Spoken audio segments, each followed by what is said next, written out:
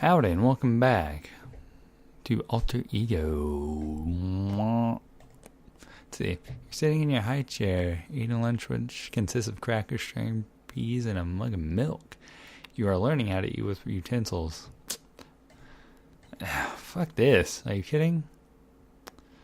Pick up Super Duck plastic drinking cup, try to use a spoon, escape from the high chair. Out of here. Later.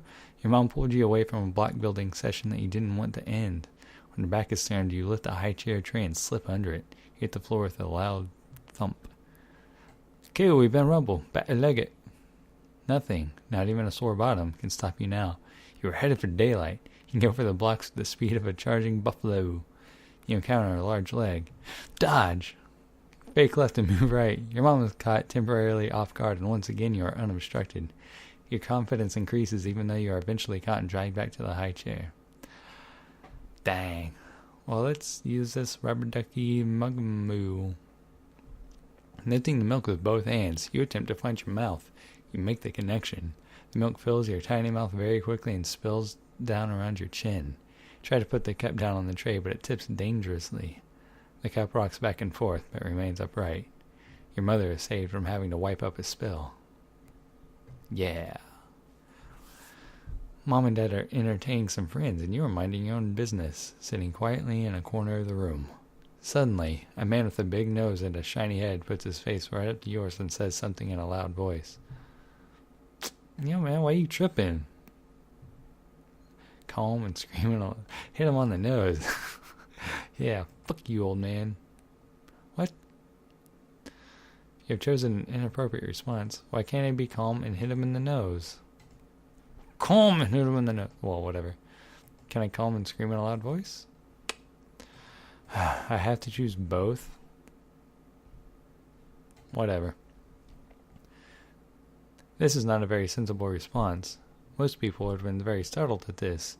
Either you have nerves of steel, yup, or you're not focusing in on potentially hazardous situations in the world around you. Please be more careful. You can eat my ass. How do you like that? While being taken to the park, your dad meets an old college buddy who is wheeling a baby about your age. As the two dads talk, you casually begin to eye the baby in the other carriage. What's up, buddy? Yeah, how do you like that finger, boy? A baby! You wonder if it has all the same parts as you. Touch his face. You poke the other baby in the eye. No! He starts to cry. Your father is slightly embarrassed. The other dad is worried that his little boy is not macho enough to take a little poke. Calm the baby.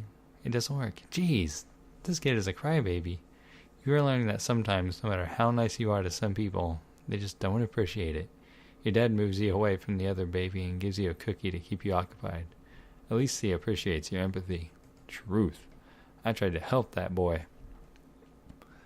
Up until this point in life, Weasley Wabbit, your stuffed toy, has been one of your best friends.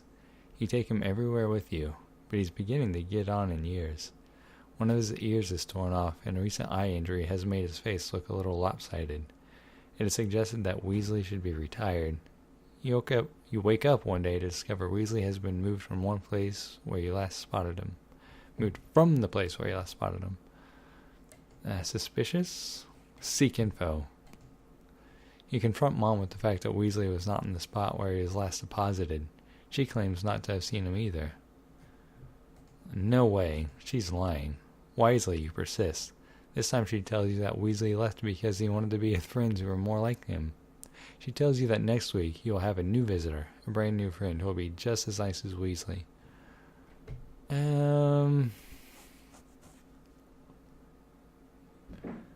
I know where they're going, so I'm going to say I'm satisfied. It is unfortunate that little children are so naive. You'll get a new doll, but it is clear that your mother has made a terrible mistake. Weasley has just been assigned to a spot on the bottom of a pile of trash at the city dump. Life is tough, and this is only the beginning. Yeah, but what if, I can accept a loss and move on? Come on. I'm a man. You are alone in the kitchen and begin exploring the closets and refrigerator. Curious but cautious. How about the pantry? I don't feel like cold foods. You have a grand time examining and smelling many of the items in the kitchen. You are young, but have obviously learned that many things can hurt you if you put them in your mouth. You should know that some of the other choices could have led to your early death as a result of accidental poisoning. Your judgment is superb and will help you later in life. That's me. You are touching something smooth and shiny. You pat it with your hand a few times. Why would I be confused? Oh well, I can be confused and keep touching it, whatever. It's flat and a little cool. Wait a minute, there's a baby in there. Who is that baby? Is it me? That's right, you're looking at yourself in a mirror. Isn't that a beautiful baby? Obviously. You really are quite stunning. You're developing a positive self-image. It is announced to you during a heart-to-heart talk that it is time for you to give up the bottle and drink from a glass like a big boy. I'll deal. Disappointed? Give it up. Mom understands how difficult it is to let go of an old friend and appreciates your effort. She has a box for you. Why would I be upset? Oh boy, a plastic Super Duck drinking cup with a bendable straw. Look at this. It even has your name on it. Mom tells you Super Duck wrote it there himself. Mom is laying it on a bit thick at the moment. Yeah, she is. You are a guest at your friend Billy's house. That's me! His mom gives you both a box of crayons and 2 pieces of paper.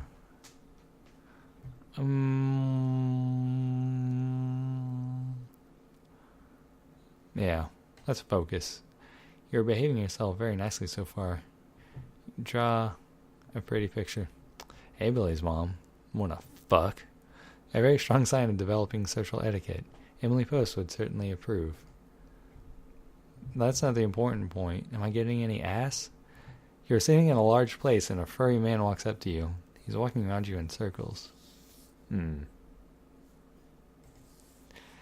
Making noises at. Talk to the furry man. This is a cat or a puppy. You yell at the furry man and he walks over to you. He makes a noise that sounds like this. Ruff! And then he sits on your leg. Hell yeah. Grab his head between your 2 hands. Hey, now that man is licking you all over the face. Mommy says he's kissing you. Lick his face. His nose is cold and the hair tickles your face. He tastes very salty and has bad breath. Wow, this is a whole lot of baby to go through. You are in a large department store waiting in line, and there's an extremely well-endowed woman standing in front of you. She smiles. Looks like she may be an interesting person to talk to. Nah. Which question would you like to ask her? Do you have a doggy? Psh, I'm interested in the puppies. Mommy said that Daddy has a thick skull. Do you? I tried very hard to pinch a penny like on them, but couldn't. Can you? Wait, what's that supposed to mean? Do you have a doggy? She tells you no doggy, only a cat. You inform her that Daddy said that's what they cook in the restaurant on the corner. That's racist. Perhaps you are interested in asking something else. Do you have a husband? Tells you that she doesn't. Oh, hey. Time for emotional growth, if you know what I mean. Honestly, if I'm talking like that, that's not growing very much emotionally at all. Anyway, you are alone in your parents' bedroom. There's a shiny silver quarter on the table. Why did I take a quarter? What? What? Dishonest and leave it alone. No, I didn't. Whatever. This might have been a tough decision for you. At your age, and even sometimes into adulthood, honesty is often less than clear-cut. You might have figured that you had nothing to gain by stealing the quarter. You were right about that. You gained in the trustworthiness category. Daddy says it's time to go to bed. Whatever. I'm always tired. What? I have to? I guess I'll ask. That explains how tired you are and what a busy day it will be tomorrow. He offers to carry you. Ask for a drink of Wawa. Dad goes mumbling off and comes back with a drink. Sip it very slowly, keeping one eye on Dad at all times. Ask for a drink. Says, no, if you have anything else to drink tonight, you'll float away. But I'm still thirsty. You can't be thirsty after that. But I am. Dad agrees to get you more water. Comes back with a huge pitcher. With a wild look in his eyes, he tells you to have to drink it all before you go to bed.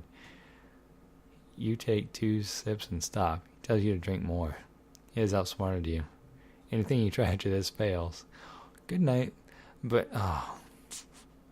doesn't make sense, man. Can't a man just be thirsty? It's Saturday morning and Dad asks you to help with some chores. The Super Duck cartoon hour has just begun. Super Duck. Whatever. The sooner I help him out, the sooner I can get back to it.